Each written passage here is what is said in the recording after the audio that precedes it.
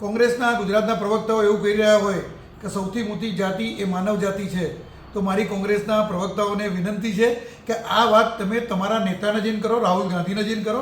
કારણ કે ભારતીય જનતા પાર્ટીમાં તો આદરણીય નરેન્દ્રભાઈના શાસનમાં તો સૌનો સાથ સૌનો વિકાસની વાત છે. તમે જ આ બધી પેટા જ્ઞાતિઓ ઊભી કરવાના પ્રશ્ન કરી રહ્યા છો, તો તમે તમારા જ નેતાને વાત કરો. મને નસીહત આપવાની કોઈ જરૂર નથી. રાહુલ ગાંધી જ્યારે સંસદની અંદર એવી માંગણી કરતા હોય કોંગ્રેસ દ્વારા કે જાતિગત વસ્તી ગણતરી દેશની અંદર થવી જોઈએ, તો મારું પોતાનું અંગત એવું માનવું છે કે રાહુલ ગાંધીએ પોતાની જ્ઞાતિ, પોતાની માતાની જ્ઞાતિ, પોતાના પિતાની જ્ઞાતિ કે પોતાના દાદાની જ્ઞાતિ એ સંસદની અંદર રજૂ કરી દેવી જોઈએ.